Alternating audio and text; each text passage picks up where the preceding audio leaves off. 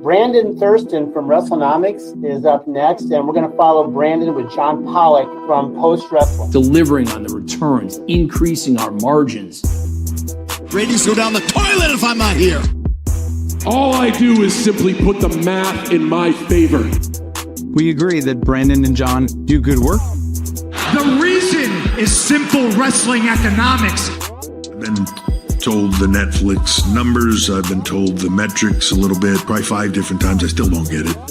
There were respectable wrestling journalists who needed answers. Thank you very much, members of the media. I hope you all go to hell. How about we pop a number right here, right now? Whole part of the show, man.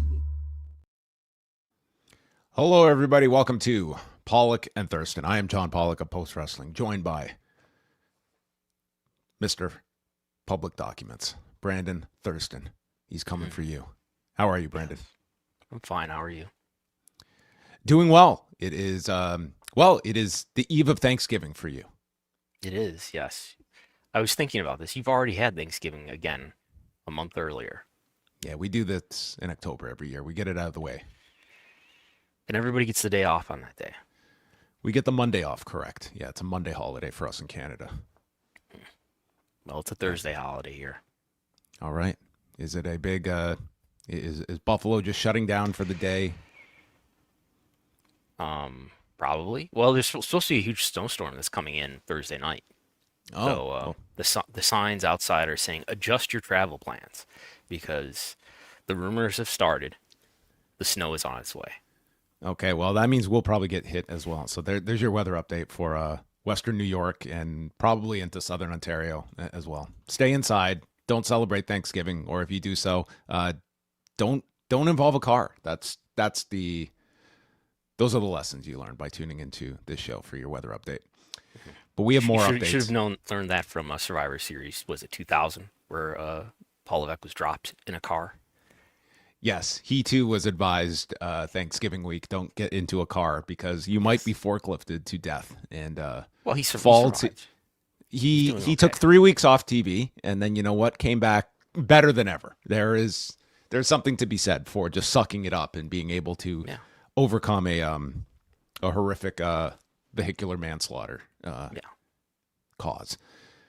Well, we have a lot to get into on today's show, not the least of which is our favorite topic. The topic of the year is big data plus panel. Vince McMahon got his phone returned from the feds. He did. I mean, that was they had it for like 2.5 years. They kept it from him. That's a long time to have your phone taken away by the federal authorities, and then Vince McMahon got it back. The authorities definitely took it from him. Yeah, things of that nature. Yes. And we'll also be discussing AJ Lee and Stephanie McMahon talking about equal pay for women. And Stephanie McMahon, proud of what AJ did 10 years ago when she put Stephanie on blast on Twitter. All of that to be discussed. But Brandon, you were busy this past week because it was the end of September that the new era began in professional wrestling. Big data plus panel. And that has led to a surge in viewership across all sports entities, but unfortunately, the one outlet that has not benefited so well from this has been our industry of professional wrestling. And Brandon was able to get the comparison points over these last 2 months and comparing the panel data with the panel plus big data.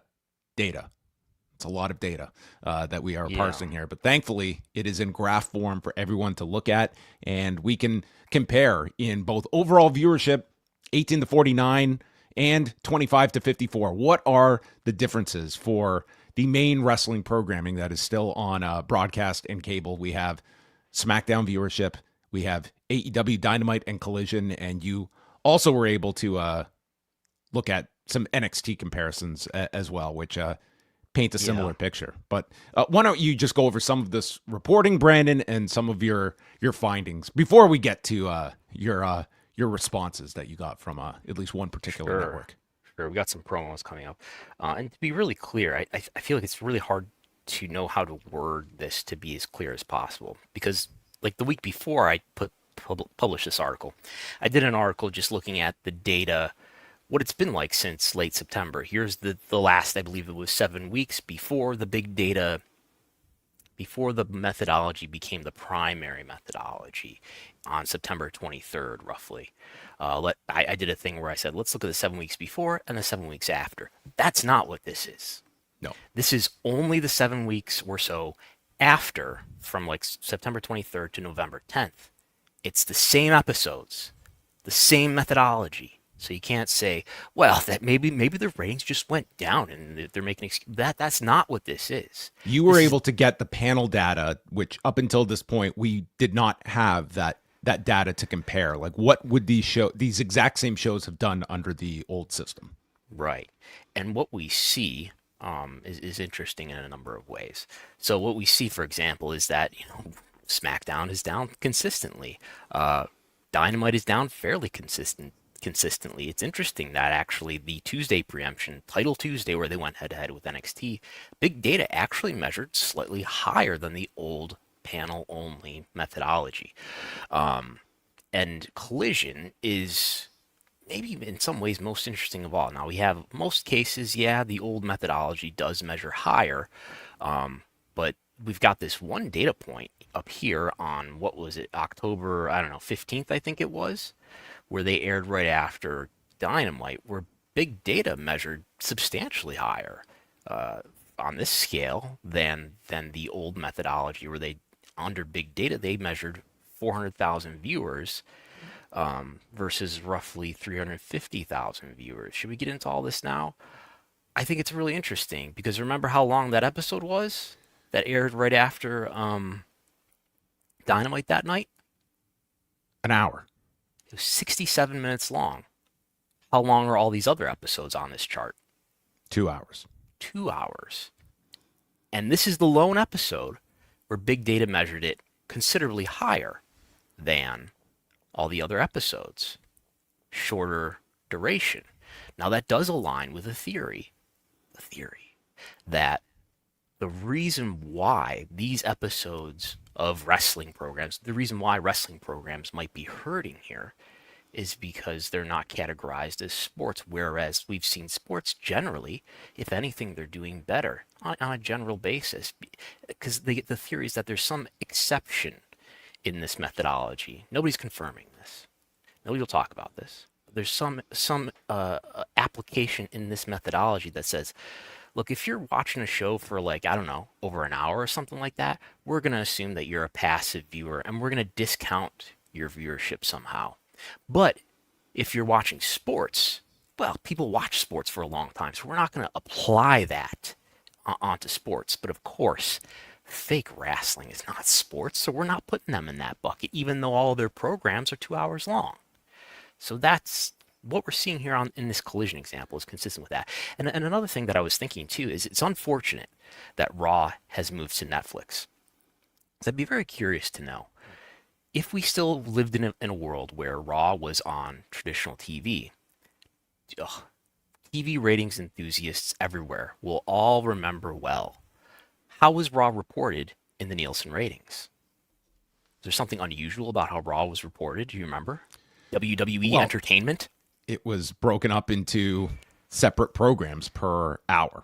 Yeah. Each hour, it was reported as if it was 3 different programs that aired consecutively. I wonder. Which was never the case for SmackDown. It was just this Correct. This goes back to the Monday Night Wars, where they separated Raw with the second hour being Warzone, and then you would get 2 slots in the cable rankings as opposed to one combined 2-hour block. So I think the terminology is it was coded in that way. It was coded into Nielsen in that way. So 1 hour, one slot. I bet what would really prove this case out is if it was still on, say, USA Network, and it had a slot for each hour, we might be seeing, if I'd done this report in a world where Raw was still on cable and being reported 1 slot for each hour, that Raw might not be hurting at all. And we might be seeing that, Raw's ratings after the new methodology seem to be doing just fine. I bet that would be the case. If this your theory being that because they are 1 hour slots, that they wouldn't. They're be only 60 handicapped minutes, like we're seeing here. Yeah. What would be comparisons that we could look at that are programs that are in excess of an hour that are non-sports? Like, would we be looking, like, I'm thinking of something like Survivor that's like 90 minutes. That would be something that comes to mind. Like, there's obviously not a lot of those examples of non-sports that are in excess of 60 minutes in duration that we can look at. Right. There's very few, and I did not prepare my spreadsheets to address that question, but that's something we could look into with Programming Insider data alone. So all of that is happening. So what are the percentage differences? How much? What's the percentage difference between the two methodologies for each of these programs? It's especially bad in the demo. In total viewership, it's down 6% for Collision, down 9% for Dynamite, down 14% for SmackDown. We don't have the individual data points for NXT, but I was told that it's down 9% for NXT. That's not great, but it's even worse in the ad demos, which is more important for these shows because most of these shows, with the exception of probably SmackDown, maybe even NXT too. Anyway, let's not get ahead of ourselves. It's down worse in the demos, which is where the ads are sold. It's what the ads are sold against. And we're seeing Collision actually only down 2%. Oh, but Dynamite down 20%. SmackDown down 20%. This is 18 to 49. And NXT down 27%. And it's pretty similar in 25 to 54. These are insane differences. A quarter of your ad demo viewership is just, well, for NXT has just gone away. 20% for Dynamite and SmackDown. So this is the currency that ads are being bought against, right? Like I'm buying X number of impressions, and we put my ad on TV against those impressions, and when my impressions are all used up, well, the ad buy that I made is all used up. So it's a problem for these programs in that they're not satisfying ad buys as quickly, right? So that's what's happening there. So in theory, I mean, AEW has, at least if they want to look at this, like they have, like Tony Khan is able to position whatever drops as, being, this new methodology, combined with the fact that we have, as always, the unknown of whatever streaming audience exists for Dynamite and Collision. SmackDown and NXT, we don't have that like hidden audience that exists somewhere that might still be watching the show. And right. these are very dramatic losses that we are looking at as a result of this. And CW, which Brandon reached out to, did respond, and boy did they. They were quoted in Brandon's story, quote, "We've expressed to Nielsen our deep frustration with the way it handled the process, communication, and methodology behind its big data rollout. The sudden and substantial discrepancy in WWE NXT viewership reported by Big Data relative to long-established viewing patterns is inexplicable and lacks credibility. Further, a comparison with data from all other measurement products, including others from Nielsen itself, exposes a fundamentally flawed methodology in Big Data. We are disappointed by Nielsen's lack of cooperation, transparency, and accountability with its network partners as we work to resolve this issue." Yeah. It is very rare you get such a strongly worded statement when you reach out to somebody for feedback for a story that you are working on. But CW came out with a kind of all guns firing on this response. Yes, I believe I shouted "whoa" across the room when I read this. By the way, what is big data? What is the change that we're actually dealing with here? We're going from, and it is described somewhere in this article, we're going from the panel, which I think everybody is more familiar with, right? The panel, the sample of homes, it's only these 42,000 homes around the country that are determining these all-important Nielsen ratings. Well, what Nielsen is trying to do here is say, well, we're going to expand this sample tremendously, and we're going to include not only, they will include the panel too in this methodology somehow, but they will also include 45 million households via set-top boxes, which is like your cable box, I guess, and your smart TV. So somehow those devices are transmitting data to Nielsen. 45 million households. There's about 120, 130 million households in the U.S. So that's like a third of all U.S. households. That's a great sample, right? But somehow this is not going well for wrestling You would think a huge sample would make for more accurate data, but we've got discrepancies. So it's hard to know what truly is the more accurate measurement. But if the theory is true, that if there's truth to the theory that, well, it's just a matter of counting this long duration viewership as passive rather than counting more accurately, that would be the issue there.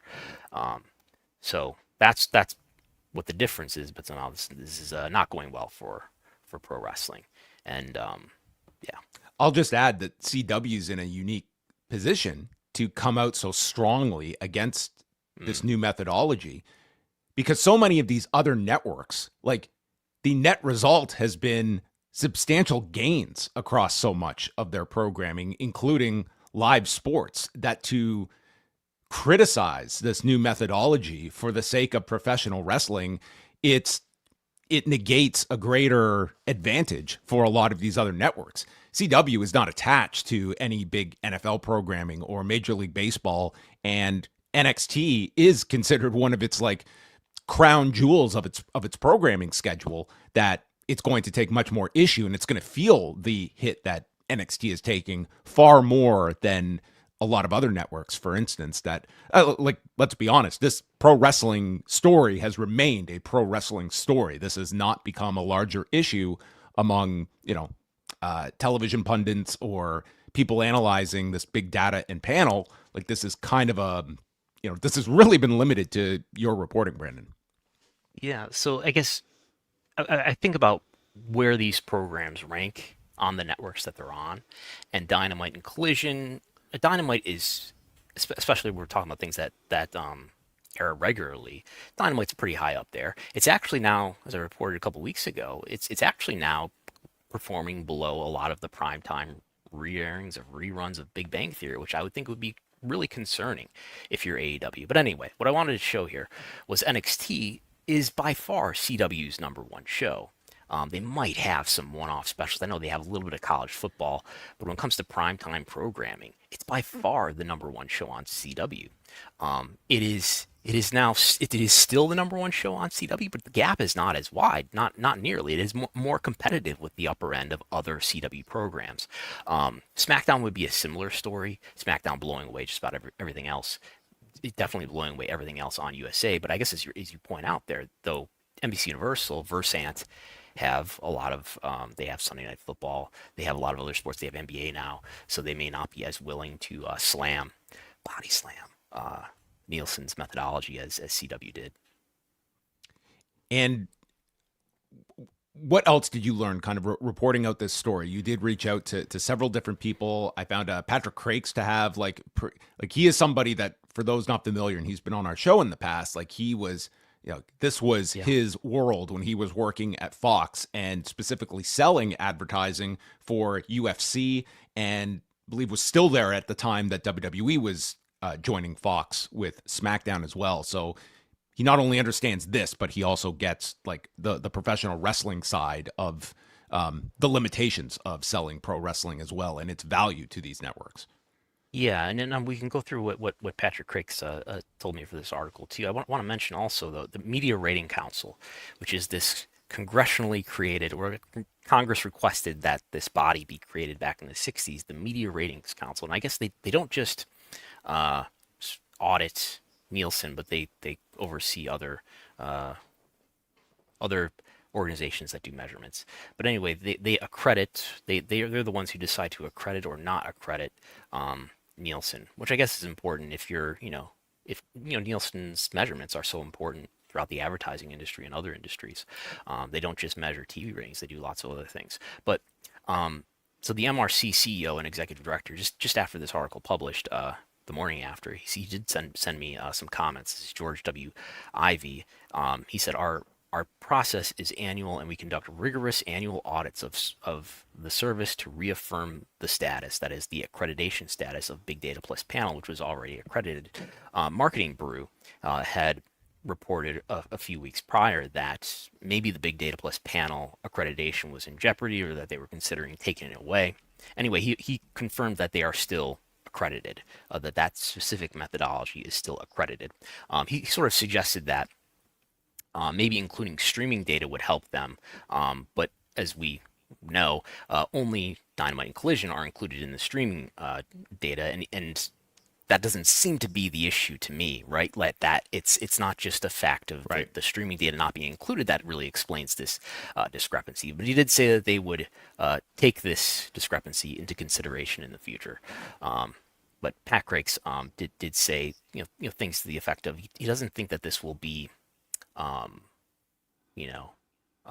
drastically negative thing for wrestling media rights. We're dealing with, by the way, why does this matter? I mean, TV deals are by far the biggest financial issue for wrestling companies.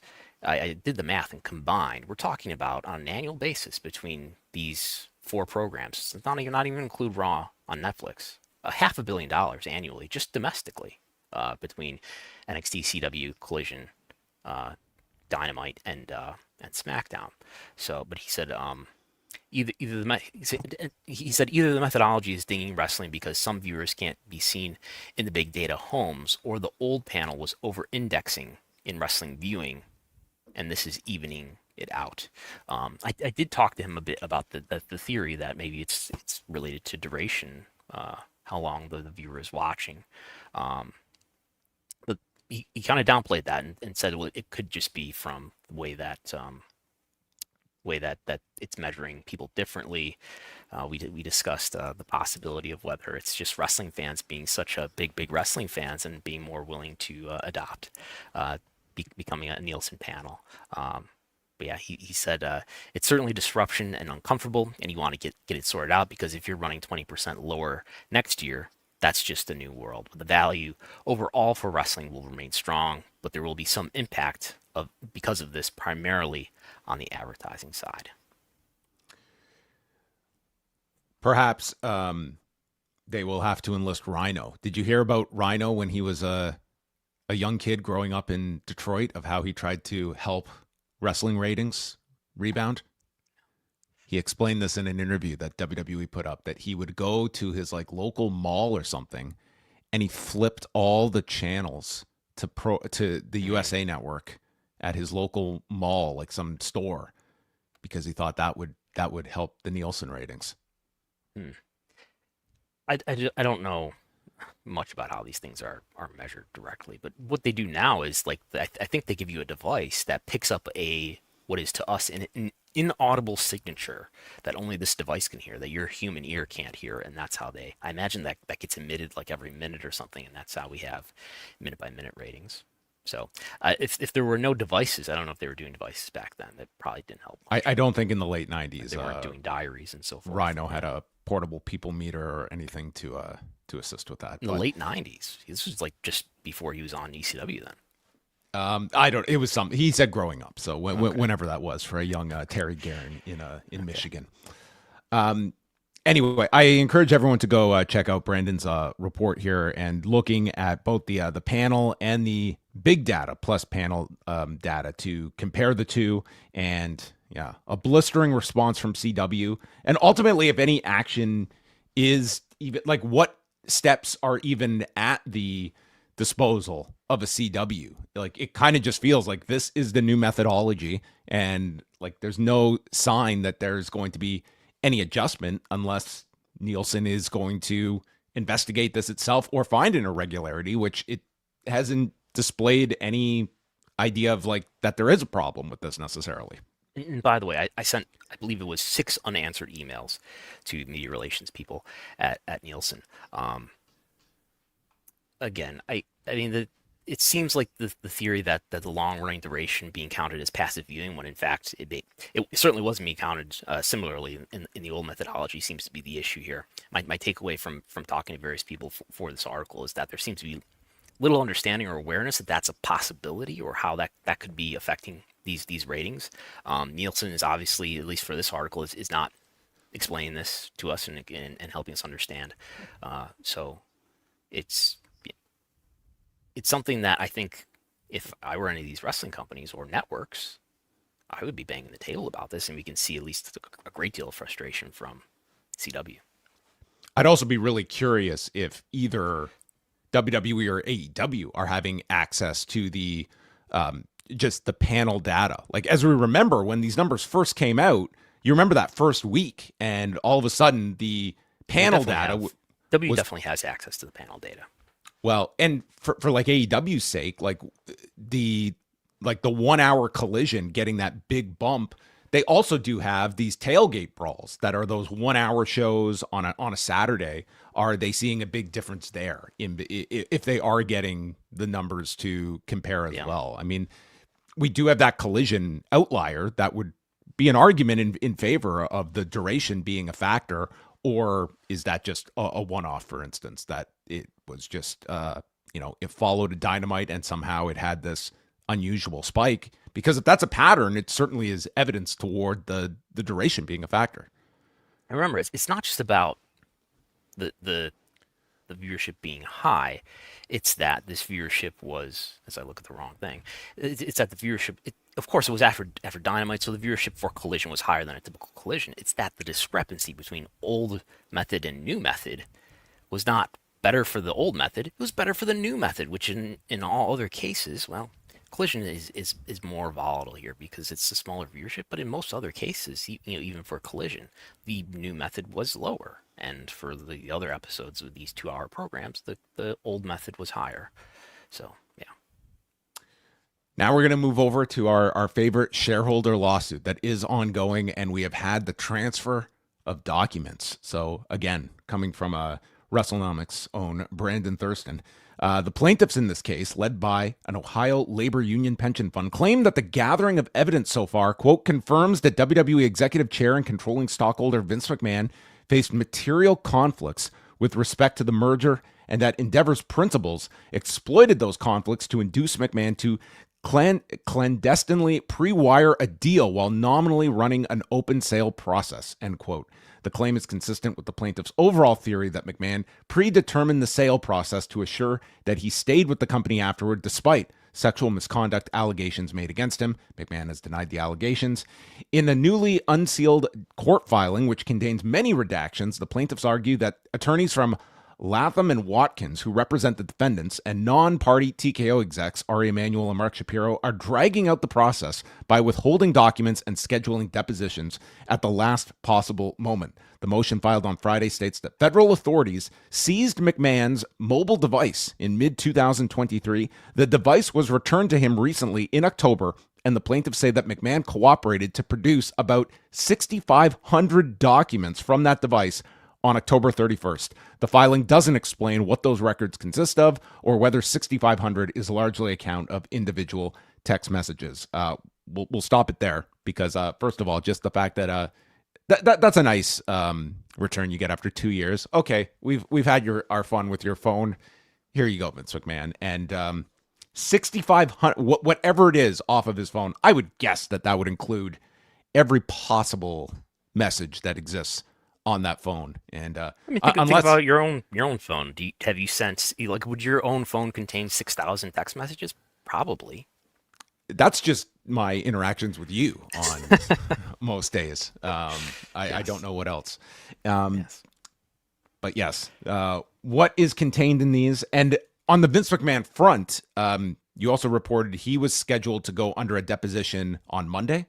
Past Monday? Monday was Vince McMahon deposition day for all those who celebrate. A couple of Fridays ago, I believe the 21st. And it was last week, Tuesday or something like that. Paul Levesque was deposed. Stephanie McMahon has already been deposed in this case. December is another holiday month, of course, where we have Nick Khan deposition day coming up, Mark Shapiro deposition day, and Ari Emanuel deposition day. And that is what this motion was really about. Is the plaintiffs, the shareholder plaintiffs, is saying we want to extend the window of fact-based discovery, which I believe means we want to extend the time in which we are allowed to request documents from the defendants. They want to extend it to January 28th. It's currently expired already on November 21st. They want to be able to request documents after they interview under oath Nick Khan, Mark Shapiro, and Ari Emanuel, which you can understand why they might learn things from those depositions that cause them to make additional records requests. So that's what they want. These are all going to be sit-down releases for What's Your Story with Stephanie McMahon? Unfortunately, depositions do not immediately become part of the public record. It's probably unlikely that an entire deposition transcript will become part of the public record, but excerpts might become part of the public record. We know there's issues around these plaintiffs wanting the signal messages between these parties that seem to have possibly been set to auto-delete. What else is happening here? We learned that Vince did get his phone back. The plaintiffs also want all the records that WWE provided to federal agencies, that is, the SEC and the DOJ. Reportedly, Vince McMahon was under a criminal investigation. No charges were filed. He was under a criminal investigation from the Southern District of New York, seemingly related to Janelle Grant's allegations of sexual misconduct. Of course, Vince McMahon denies all these allegations of sexual misconduct that have been made against him, and no charges have been filed. Reportedly, though, WWE provided a lot of documents to the SEC and to the DOJ related to investigations by both of those agencies. These plaintiffs want all the documents that you've given to those agencies. The SEC was involved because the payments should have been, the NDA payments of many millions of dollars should have been counted against WWE's financial statements. They had to go back and correct them. And to catch people up, and this is a common misunderstanding, like Vince paid his personal money, and maybe he did. Vince paid his personal money to these women for NDAs. Why does that matter to WWE's business? Because we have the Janelle Grant NDA as part of that lawsuit. Vince McMahon is not the only one who gained a legal release. He's not the only one who had who gained a non-disclosure agreement. Vince also signed on behalf of the company. So it says, Vince McMahon, and then he signed again for WWE. The company and Vince McMahon were gaining a release of liability. We're gaining a confidentiality agreement with Janelle Grant in that lawsuit, in that NDA. And it may be the case for those other agreements as well. It also states that WWE's 2023 disclosures outlined 3 alternative offers that the company considered. All were cash proposals, one at $95 to $100 per share, another from $90 to $97.50 per share, and a third for $76.83 per share. The plaintiffs argue that each of these options would have removed McMahon from the company. They cite letters included in WWE's SEC filings that show McMahon pushing to return while the board unanimously rejected the idea, a standoff that ended in January when he used his controlling voting power to reinstate himself. McMahon would later resign for the second time in January 2024 after Janelle Grant filed a sex trafficking lawsuit, and that the plaintiffs contend that extending fact discovery to January 8th will let them resolve outstanding disputes and prepare for upcoming depositions without delaying the trial date, which is tentatively set from June 8th to 12th of 2026. And I have looked at hotels near the courthouse, rest assured. A Pollock and Thurston road trip. Only a week trial too, if it holds, and at least only 3 out of those 4 days would they have one. Delivering on the returns, increasing our margins. That's right. Could you imagine? We'd get a photo with him. Yes, he would Probably maybe not. be a witness. No, he would definitely not. So what this lawsuit, remember, is about the theory espoused by the plaintiffs that Vince didn't conduct a genuine sale process, that he predetermined that only his friend Ari Emanuel would allow him to stay with the company post-transaction. If one of these other parties bought the company, they would say, we're not going to have toxic Vince McMahon be a part of this company, given all the allegations against him. Does that make sense? So we do know that these other deals, these other proposals, I did look through the old 2023 documents, because they published a narrative, a canonical narrative, about how this deal came together. And they said there were 20 potential counterparties. There were 8 written indications of interest. Besides the Endeavor deal, which did come to fruition, there were 3 other proposals, which included Strategic Party 1, Strategic Party 2, and Financial Sponsor number 1. And they list in the SEC filing itself the price per share that was offered. I've taken the liberty of translating this into real dollars, given what the share price was at the time. Let's do the math here. And we're going to show on the screen here too what my beliefs are about. Beliefs, not They do not disclose this themselves, but this is my belief about who these parties are. That I believe it's Liberty Media, the owner of Formula One, who offered the equivalent of about $7 billion for WWE based on the share price. Then we have Strategic Party 2, which I think is most likely Comcast, offering $5.9 billion, kind of lowballing them, you could say. And I believe KKR, given the subpoenas that the plaintiffs have handed out here, $7.2 billion. Now, it's hard to compare that to the deal that actually happened, because that's a deal that, of course, Endeavor took UFC out of itself and combined it with WWE as an all-stock deal. And as we've gone over a few times over the last 2 years or so, the weird thing about this deal and this narrative that they put out there is that the initial offer was Ari saying, "Oh, we'll let's combine the companies, and we'll say that it won't cost us any cash. We'll take UFC out of ourselves, and in exchange, as part of this new company, Endeavor will own 57% of it, and all the W shareholders, including Vince, who's the biggest one of all the W shareholders will get 43% of this combined company." So basically, we're saying UFC is worth 57 and WWE is worth 43. And then they came back and said, "Wait a minute. Let's put a new offer on the table, and it's actually, instead of 57 for UFC, we're going to make it 51. And WWE, you can have 49%. You can have more. You can have, what is that? 6 percentage 6%. points more, with the caveat, this is Endeavor supposedly saying this, with the caveat that Vince McMahon, you must stay as executive chair." And Vince said, "Oh, you got me over a barrel? All right." And that's the deal that was made, and that's what's in WWE's own narrative in their filings about how this deal came together. And of course, the following morning after this deal was signed and announced, the morning that this deal was signed and announced, you have Ari Emanuel and Vince McMahon sitting on CNBC Ari saying, "Oh my God, yes, we had to keep him." The plaintiffs have got to argue that that's wrong, at least, right? That's false. That the value proposition here is that the justification from TKO is that Vince is so essential, so valuable to the company that we have to have him. And he's so valuable to the company that we're willing to add 6 percentage points onto your split just to get the guarantee that Vince stays for life or until he decides to leave. Of course, he did leave some 5 months later, or I guess it was April when this was announced. By January 2024, he's gone because the Grant lawsuit comes out and he resigns. Now, tell me what you remember. Did TKO put out some disclosures right after Vince resigned and said, "We have to readjust all of our financial outlooks now because Vince, this tremendously valuable man, is gone"? No, none of that happened. And in fact, as Vince got removed from the creative process, WWE's attendances went up. Their ratings, despite the headwind of cord cutting, went up.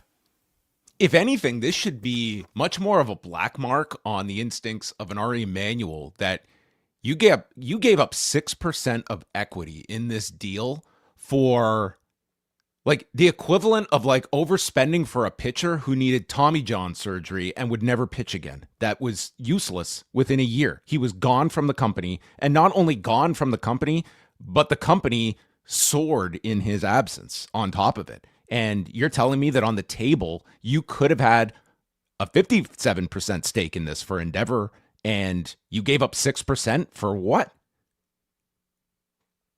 Like, this guy was a liability to begin with, and that only proved itself out over the next year because from the announcement in April on CNBC that this guy has to be here, he's gone by January. He's completely gone. The company doesn't miss a beat, and you had forked over these percentage points to retain this guy. Mm-hmm.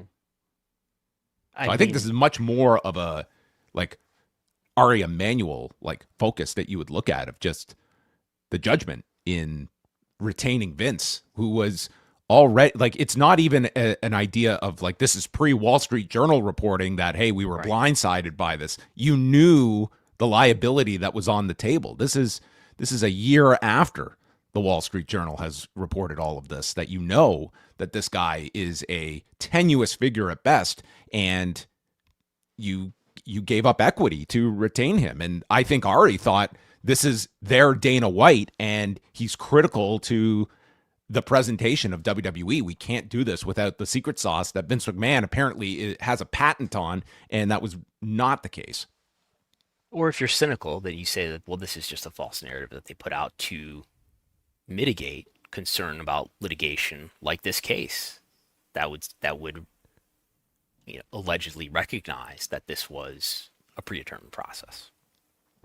Do you feel that the plaintiffs at least have enough of a standing that a judge could look at this and state that, yes, you look at the success TKO has had, and that, yes, an all cash deal would have proven like immediate rewards for shareholders, but was this really like a poor option by WWE to attach itself to this powerhouse, and that has seen this TKO stock surge, and that these two behemoths have joined together? Like, I think from a strategic standpoint, I think it's going to be really hard to prove that WWE undercut themselves by opting to merge instead of just doing, like, I don't know what state the company is in if they go to KKR or Comcast or Liberty Media that have no experience running a pro wrestling company, versus Endeavor that does have years under its belt of at least operating a similar business in UFC, and the results have proven themselves out thus far. Yeah, I mean, this stock has performed really well. It does seem like Endeavor UFC was the best fit, and this company has performed really, really well financially. We're not afraid to pound our chest about it. It's just Mark Shapiro constantly reminds us. Now, I guess you could say, well, maybe they're not going to make this argument, right? They're not going to make this defense, but like maybe it just so happened that Vince's interests of self-preservation and the financial interests of shareholders just happened to be aligned. So it was in the best interest for WWE to do this deal, even if it was predetermined. I'm not sure that would still be.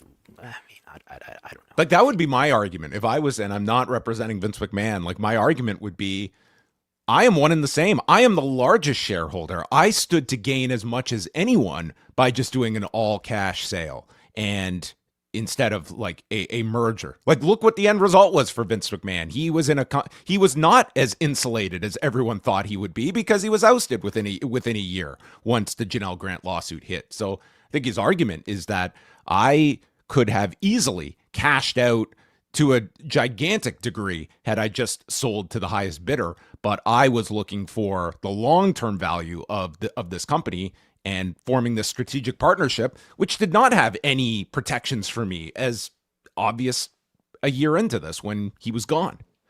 What you don't have if you don't do a merger, if you just sell to Liberty. Well, maybe with Liberty. In the case of Liberty, what I'm getting to is the synergies. You don't get to lay off tons of people. You don't get that joy. And you get to save a lot of money.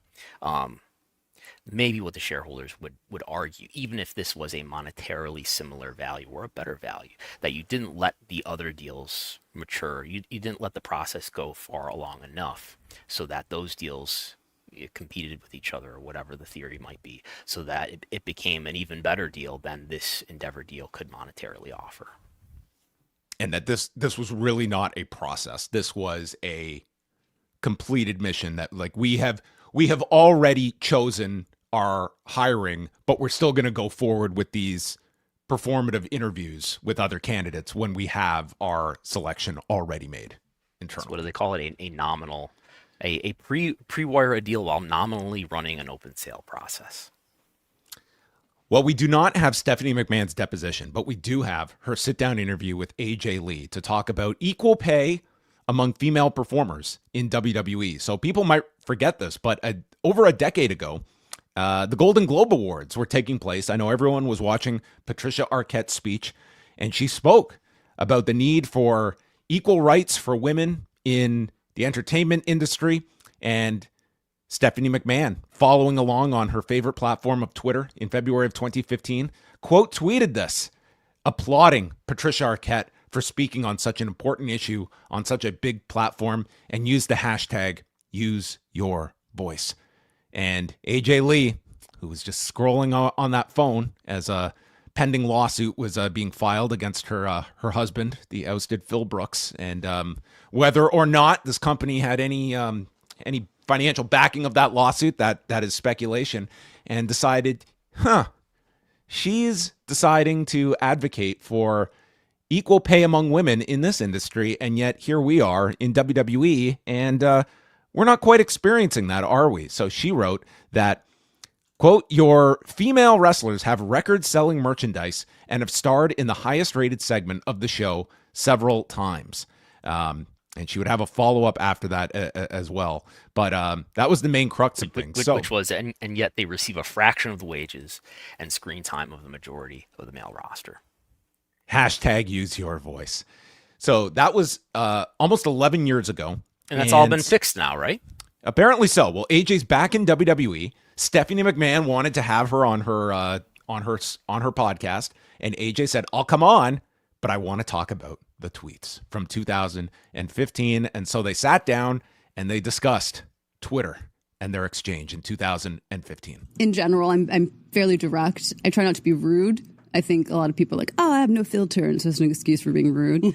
But like, I think you can be direct, but very practical. And so I felt like it was coming from like a practical place, very direct. But I also was a bit like, I ain't got nothing to lose right now. But I was actually happy that you posted that. I wasn't happy that it was directed at me because it wasn't anything I had direct control over. But I was really happy that you did, because that movement, the whole women's evolution in WWE, it didn't happen because of executives, or it didn't happen because, I mean, maybe along the way, you know, people voicing their opinions, but it really happened because of the women. Yeah. But then for our audience, when they started the hashtag Give Divas a Chance at that time, that's what couldn't be ignored. Yeah. And the audience would never have gotten behind the movement if it weren't for people like you. Thank you. Who actually stood up for women publicly. And I mean, like, take on the machine a little bit. Right. You know? So taking on the machine, which let's not overlook the fact that we literally now have it written into WWE talent contracts that you cannot disparage the company publicly, because maybe Ridge Holland, his big mistake was not including the hashtag use your voice a couple of weeks ago when he was fired for a tweet. So in this, I mean, they really don't go beyond this. Like, it's kind of like acknowledging it and then we just move on. Like, it's not like they got into any really substantive discussion about. They didn't go through everybody's annual compensation and examine whether women are being paid on a par basis to men. They didn't discuss that. Like, it is very clear the women are paid much better than 10 years ago, but it would still be worth like comparing like what the top female performers are making in comparison to male performers, and what significant advancements have been made over this time. I wish they had gone more into this. It almost felt as though it was, well, we don't want to ignore this topic, but we're going to address it in the most surface level of ways. And Stephanie just being like, "I'm so proud that you tweeted that out," and that was it. It was no direct control over the pay situation. I mean, you're a top executive with the company. No, you are not the be all end all when it comes to payment, but it's like, you're also not just any other employee either. I would say you are and you really did open yourself up with your own tweet that initiated that response. So I guess what she's saying is, well, Vince would really have the control over that. Who oversees Vince? Vince? Say that on the podcast. No. But that's what Vince doesn't exist on this podcast. But at the time, Vince is the CEO. Who's overseeing Vince? No one. The board of directors. I guess a member of the board. Well, anyway, and so is Vince, though. But yeah, I think she has some influence over that. I think that's a reasonable person to raise that issue too. Yeah, I mean, there's just very little transparency that we have into this issue. We don't know what anyone's pay is. I can tell you with no confidence what anyone is getting paid in wrestling.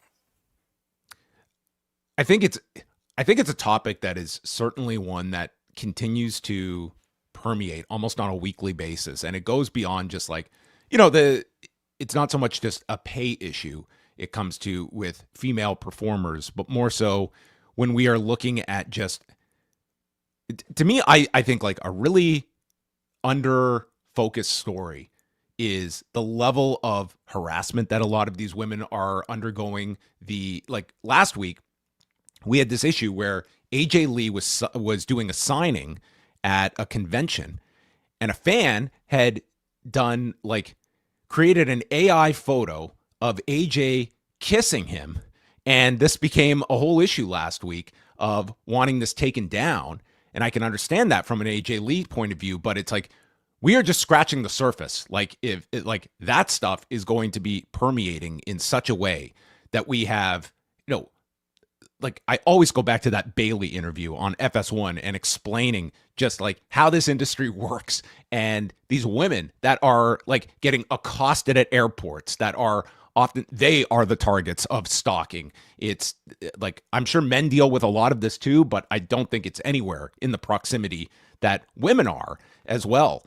Becky Lynch just did this interview with Bert Kreischer, and she's talking about like this is in the last 10 years of first coming up to the main roster, and that there's a main event talent who would just target these women. And it's like, if you sleep with him, he blacklists you, and if you turn him down, he'll get you blacklisted, and stating the fact if there is a problem, they're going to protect the top male star and probably get rid of you, the female, if there's a problem, without naming whoever this performer was. I did see this. It was not implied whether this person is still with the company or not. No, they just said like a top star around the time when Becky got called up. So we're talking in the neighborhood of 10 years ago. And I suppose she's not simply referring to Vince. It sounds like a wrestler that she's referring to. She said a top star and one who would be protected. So, I mean, no, it would not sound like this was Vince. Yeah. But that this performer got Becky's number, and she was like, what do I do? It's essentially like whether you acquiesce or you turn down this person, either option is you're going to be screwed on this main roster. Like you are going to get potentially blacklisted, as she put it in her terms.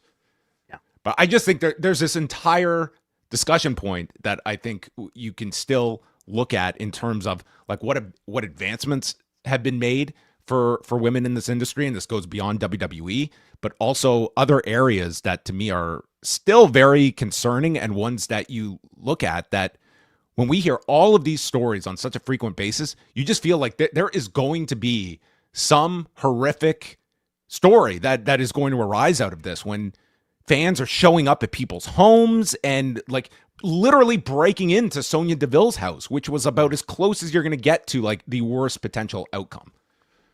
Yeah, it does raise whether this company should be providing their talent with security in a lot of situations. Well, the equal pay discussion, I wish it was more discussed than kind of just like checking this off the box about like tweets. It was one where Stephanie was just to add about travel, like our understanding of how they do plane travel is they're just going into terminals. It's not like there's a chartered. It's not like a sports team where there's like a chartered jet or something like that. No, not for the like domestic touring. Like, it's and that's just where we get all the ridiculous airport stories from. Yeah, and like this flight information that's getting leaked out there for people to show up, and it's just there's a high level here, and I'm not to say that the company can monitor and handle all of these things, but I think we are getting to a level where when it comes to talent that are still have to get to everywhere by themselves, like booking hotels and getting from town to town, like these are still things that feel very much as just a holdover from a totally different era of professional wrestling. Yes, and it's largely a product of being misclassified as independent contractors. Shockwave. AEW has withdrawn its trademark application, and what does this mean? Is Shockwave, has it officially has the tide moved on from Shockwave? So Shockwave was an application for a trademark that was made by AEW. They had not used the name, have never used the name. This is a trademark that they applied for back in September 2024, around the time, just a month prior, I believe, before they announced their new TV deal, when this trademark was applied for, because it was applied for the purpose of wrestling television programming. It was speculated that this was maybe it's going to be another AEW program, and it was in the ether that maybe AEW was talking to Fox. You had Swerve Strickland, the intrepid reporter, was overheard or caught on video saying that. So that never came to fruition, obviously. AEW does not have a program on Fox.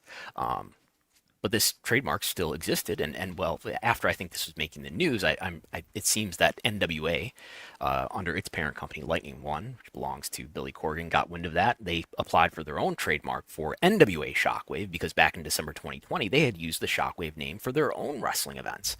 Who could have forgotten? Who could forget NWA Shockwave? They had not used it since December 2020, but they made sure in January 2025 to run some more events called Shockwave, just to show that we're using this and we're still going to use it. And then they formally had some USPTO litigation about this. AEW did push back and filed their own answer denying NWA's various allegations about this trademark and so forth.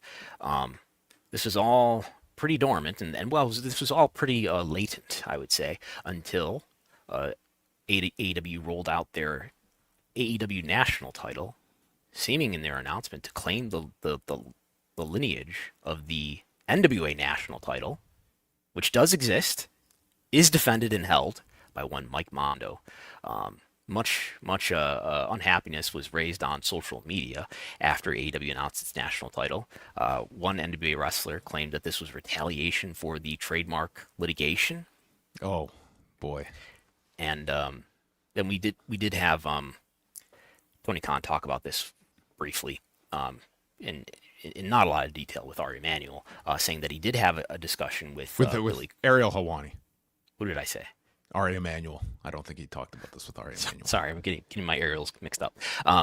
He did have a discussion with Ariel Helwani about this on the MMA Hour on November 18th. And as it turned out, the prior day, I had not checked. See, this is a bad job by me. I had not been checking and refreshing the USPTO dispute screen. And it turned out on the prior day, the USPTO, I forget what was this, the Trademark Trial and Appeal Board entered a judgment because 4 days before that, AEW filed something that says we voluntarily abandon this trademark. And so anyway, Tony Khan said that he had a discussion with Billy Corgan and basically said, if you want to use it, yeah, you can use it. So that issue is no more. They said they did talk about the national title issue. He didn't get into detail about that. The national title, to be clear, is not a trademark. I don't think you could trademark it. So it's dismissed with prejudice. AEW cannot apply for the AEW Shockwave trademark again. Unfortunate. I'm glad to hear that him and Billy Corgan agreed to disarm. Yeah, it's unclear if there was a settlement. I wouldn't rule it out. Maybe there could have been, but we don't know. I did ask both sides. Did not get a response. We have on the note of Tony Khan, of course, Full Gear went down this past Saturday at the Prudential Center in Newark, New Jersey. WrestleTix reporting over 10,000 tickets distributed for the event. And afterwards, Tony Khan held his regular press conference, and he was asked about comparisons to a year ago, where the company was, while also addressing the length of its pay-per-views, including what is actually stipulated about the length that they have to achieve for each show. 1 year ago, I felt, and today it's 180 degrees the other way, felt 1 year ago embattled. I feel the opposite. I feel like we are doing the 10,000 fans and having the Full Gear show felt like the beginning of a turnaround. And that's really what the vibe of the Full Gear last year was like. This feels like the beginning of a big turnaround for us. In each of the first three quarters, year over year, we gained share on CBS for Dynamite, which is huge. For TNT right now on Collision, this is the time of year now where after some playoffs and stuff, the show's back in its groove. And this is the most exciting time of the year, I think, because now the Continental Classic gets going and we're down into the final stretch. And then recently we started doing the pay-per-views on HBO Max. And I think this is going to be the biggest one yet. And I'm really excited about it. Won't have all the data till early next week, but just from early advanced buys, it felt like this was a real great success story. We had great international support for the show. Great. And he mentioned when it came to the length of the pay-per-views, he explained that their minimum they have to meet is 3 hours and 45 minutes. And there has never been an AEW pay-per-view less than 3 hours and 45 minutes. So he seems at least open to the idea of doing the afternoon shows after the 3 successive ones they did earlier this year. And as well, trying to have a cutoff of midnight Eastern when it comes to Sunday night shows, but less concern about a early end time for the Saturday night shows, comparing it to MMA or boxing cards that can often go much later. So get your coffee ready, and you might have to start drinking it in the afternoon sometimes, but you better have your caffeine ready. He felt embattled last year, he said. Could they get a trademark on that term? AEW embattled. I think that's good. We'll have to look into that. It would have to be a 1B application, though. That's why he said, I remember him saying to you on various conference calls and press conferences that he felt embattled last year. He has not mentioned before embattled that he felt. No, he always said he felt great and everything was great. He's not a show your emotions type of guy in the moment, but retroactively. And he made it very, very, very clear he does not feel this way now. Okay. He prefaced that. So embattled a year ago, and today completely different. So in a year, why do you think he felt embattled? Because he had I think last year, it's a good point, because if we're going back a year, the TV deal would have just been signed, but it was also at like a point where I think you're a year removed from the CM Punk drama at that point. It was definitely from a fan sentiment standpoint. It felt like the last quarter of 2024 was one of the lower points for AEW. I think the Death Rider fatigue had really set in on a lot of people. We're talking about Danielson has just retired, but you're right. Like that is the cushion of all of that, is kind of the afterglow of this TV deal, which is the biggest deal in the company's history at this point. Would you state that AEW feels like any stronger this year than a year ago? I know we had the one episode where we discussed their attendance plateauing or maybe moving in the right direction. I mean, it hasn't rebounded or anything. I would have to look to see what Dynamites are doing, but I mean, they're doing a lot of residencies. I mean, they're business wise, they're performing okay. Their TV ratings are hard to analyze. Mm-hmm. The atmosphere around the company does seem more positive. I would say that. We also have a Survivor Series coming up this weekend. It will be the biggest Survivor Series in history. I think we can at least call it, at least from an attendance standpoint, because this is the first outdoor Survivor Series at Petco Park in San Diego, where WrestleTix current number lists the show 34,540 tickets distributed, and we still have several days until the show, so we will see what the number ends up being. We got shots of the construction of the War Games setup, which is underway in San Diego, and we will get our double War Games event, and this will be the third event under the ESPN banner, which, Brandon, your understanding as a YouTube TV subscriber, do you believe you will have access to this show this weekend? I do not anticipate that YouTube TV subscribers will be able to watch Survivor Series at no added cost. At least not without traveling overseas. No, I would expect that to be available to YouTube TV subscribers next year. So we don't. I think Comcast is still an outlier. Eventually, I suppose Disney. I don't know what what the contract length is when that needs to be renegotiated. But Comcast is the other big pay TV carrier that obviously carries ESPN, but doesn't yet have its customers having no added cost access to the YouTube TV app, which is where, or I'm sorry, the ESPN app, which is where these PLEs are broadcasting. So if you want to watch these shows, and you don't have access to it on your pay TV system, you need to pay $30, which sounds like a pay-per-view to me. Well, it is the third event on ESPN since WrestlePalooza, and also the first domestic show since WrestlePalooza, because the last show was the Crown Jewel show in Australia. So Burke Magnus was on with Jimmy Traina and was asked about the early period of this deal between ESPN and the WWE and working with the company. Fantastic to work with. They really hustle on behalf of their property. Those appearances don't just happen unless you have a league that's willing to make all those people available, and the superstars are highly engaged in promoting both themselves, but also the broader WWE and their stories. So it's been really good so far. We're looking forward to WrestleMania this year, which would be our first. But we've had 2 PLEs to date. One of them was in the Middle East, so it was on an off hour. WrestlePalooza was new. Survivor Series this weekend actually will be a really good measuring stick for how it's going. But in terms of the interaction between the team at WWE and us, it's been great. So Burke Magnus didn't have a whole lot to disclose there, so it's forcing me to really parse those words.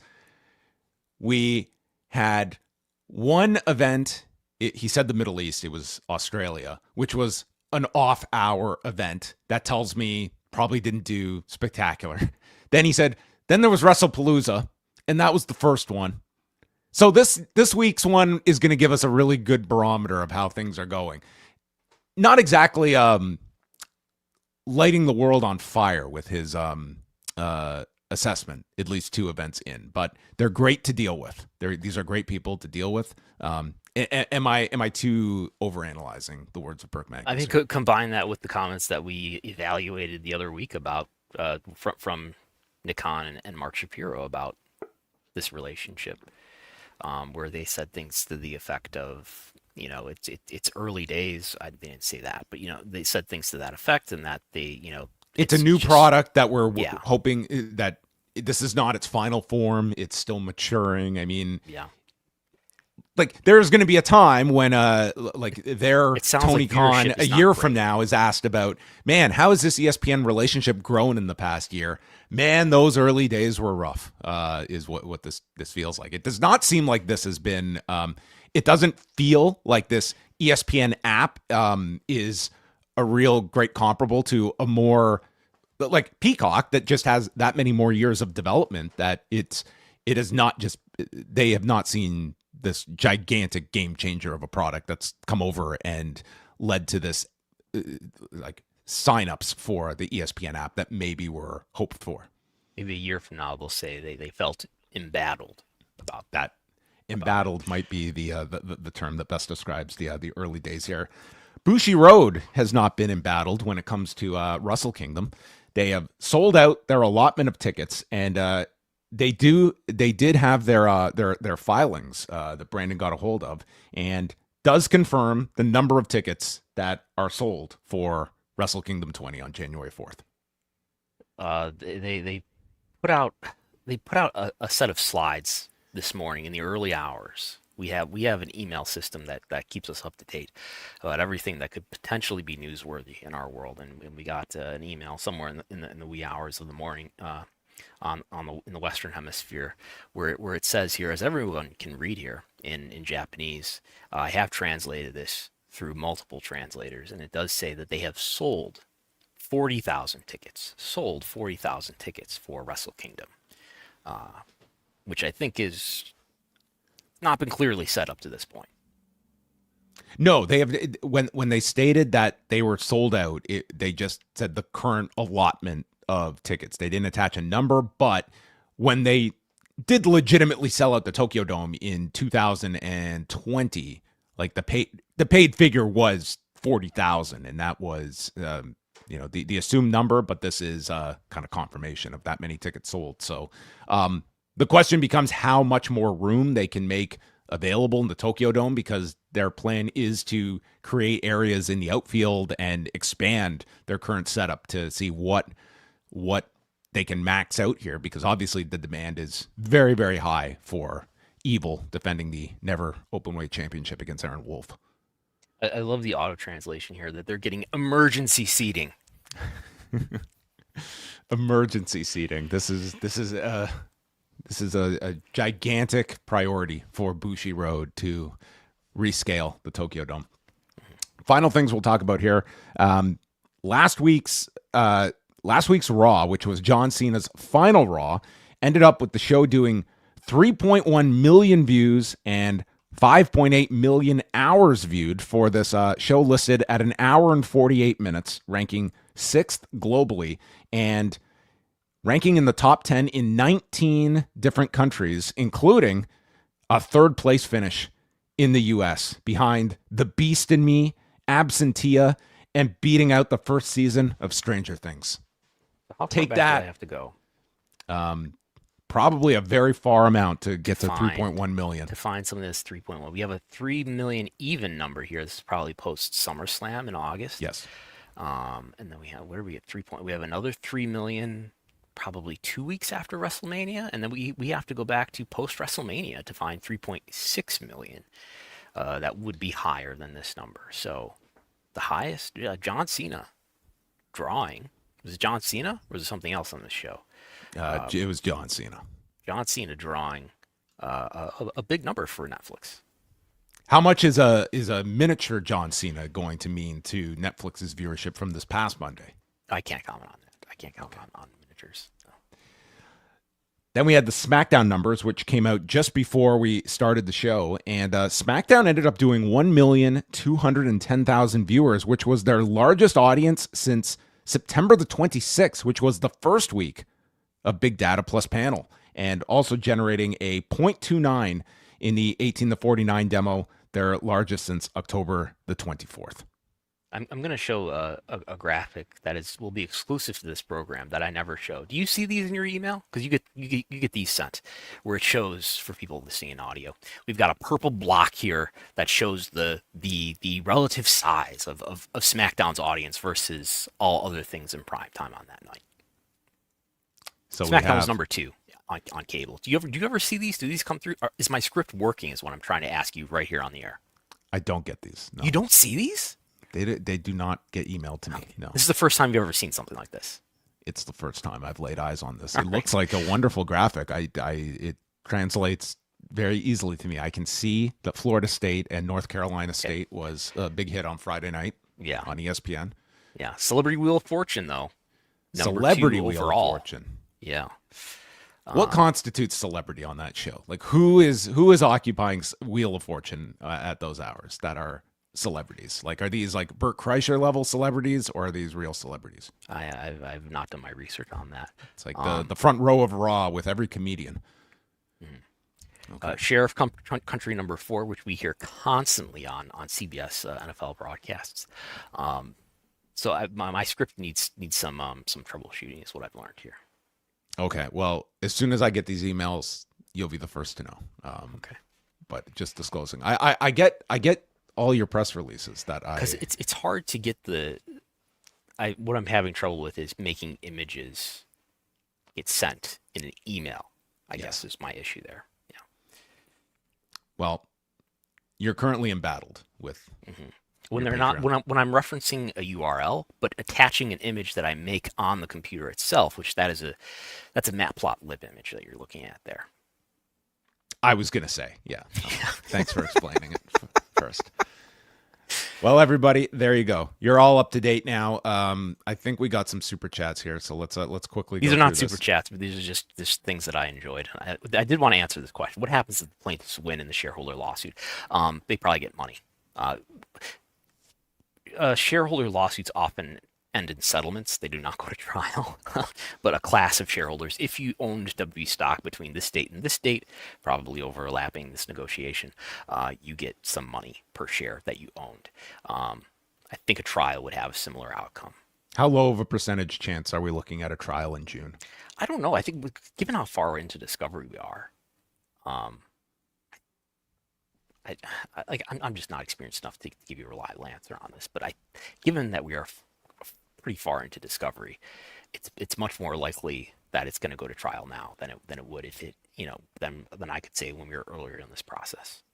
Yeah, I mean, TKO is going to have their own strategy, and me from like a million miles away, I think this is a very, very winnable case for TKO. That may be a factor in why this is playing out so long. But do you want to go through that whole process?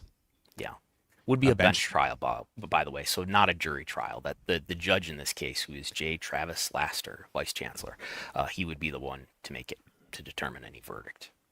Circle your calendars for June. Okay, that's the dates to watch. This is from what AJ Lee had said on the podcast. I have no filter is an excuse for being rude. Feels like a shot at her own husband. There was no slander issued towards Phil. Yes. And you have here to for my favorite spreadsheet pervert. Is that what your friends call you, Brandon? It's the only context in which I will accept being called a pervert. All right. Well, everyone, that brings us to an end with John Pollock and the spreadsheet pervert himself, Brandon Thurston, who has just graphed everyone to death on this week's edition of the show. You can catch all of his work over WrestleNomics.com, where a lot of his latest reporting lives, and support the man. Patreon.com/WrestleNomics, where you are getting graphs, emails, ratings. Let him know if these emails are coming through for you. He appreciates the one-on-one feedback. And over at postwrestling.com, you can find me tonight after a 2-hour edition of Dynamite with Wei Ting, as I'm slowly talking myself into my demise, as I just do a lot of talking every single week. You should promote the 3-hour. I opened this podcast that downloaded into my podcast app the other day. A 3-hour and 15-minute history of the Survivor Series. I thought it was Between the Sheets I was downloading for a second. Let's not get crazy.